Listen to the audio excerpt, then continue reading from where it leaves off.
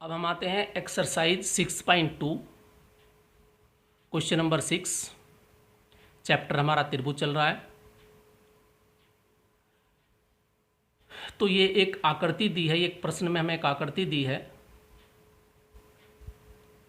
और देखो मेरे लाइन के हिसाब से ये इसके समांतर, नीली वाली लाइन लीनी के समांतर और लाल वाली लाइन के समांतर है और मुझे सिद्ध करनी है ये काले वाली इस लाइन के समांतर, ये मुझे सिद्ध करना है। तो प्रश्न पढ़ लें किताब में। तो मुझे दिया है DE समांतर ये OQ, DF समांतर OR, सिद्ध करना है EF समांतर QR। तो सबसे पहले हम थेल्स प्रमेय लगाते हैं इस त्रिभुज में। ये जो बच गया हमारा खाली, इस त्रिभुज में तीन बिंदु हैं, देखो PQO या POQ भी कह सकते हैं। तो इस त्रिभुज की बात करते हैं, किसकी? हाथ में ये और ये। तो जब ये समांतर थेल्स प्रमेय लग जाएगी तो मैंने लिखा इसे PD/DO। अब कैसे लिख रहा हूँ क्योंकि प्रश्न की डिमांड के हिसाब से PD/DO PE/EQ नंबर 1 थेल्स प्रमेय से। इसी प्रकार इस त्रिभुज पर जाओ PO जो मैं लाइन फेर रहा हूँ, तो ध्यान से देखें, इसकी बात करें। ये रेड वाली के समांतर है, तो PD/DO PF/FR। तो सेकंड था, ये तुम्हारी दूसरी इक्वेशन आ गई। ये वाली DF मैंने रेड लिखा है इसलिए पहले इसमें पिंक कलर में लिखा है DF समांतर ये, तो ये इसके बराबर होगी। अब इन दोनों को मैंने क्या किया, मिला दिया। एक साइड मेरी बराबर है तो दूसरी साइड भी इक्वल होगी। जब LHS सेम है तो RHS भी सेम होगी, तो ये हो गया। अब मैं देखता हूँ PE/EQ और PF/FR आ गया। अब मैं इस बड़े त्रिभुज को देखता हूँ, देखो इस बड़े त्रिभुज में।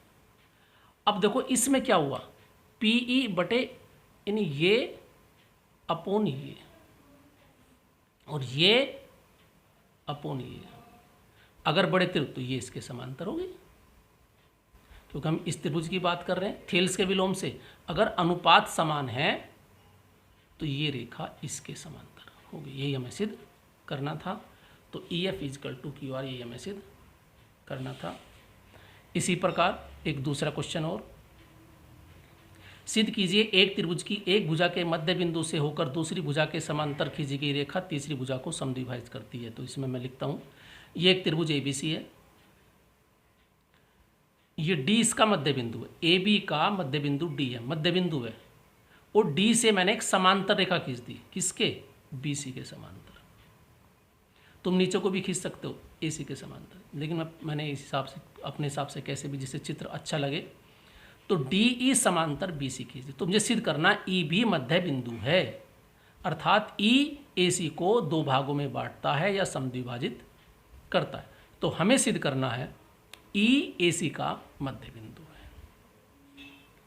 उत्पत्ति करते हैं। जब D मध्य बिंदु है इसका, तो AD = DB होगा। D भुजा AB का मध्य बिंदु है, तो AD = DB, या DB को ऐसे ले जाए AD/DB, तो 1/1 लिख ले, अनुपात 1:1 होगा। सेकंड, अब हमने क्या किया, ये इसके समांतर है तो थेल्स प्रमेय लग जाएगी। ये अनुपात ये बराबर ये अनुपात ये।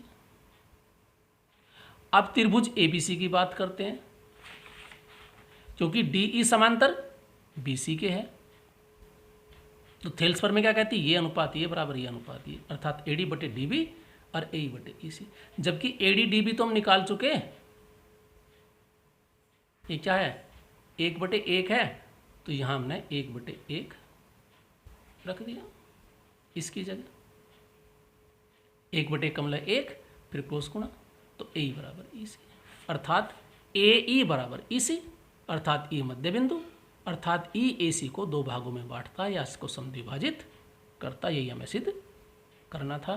Thank you.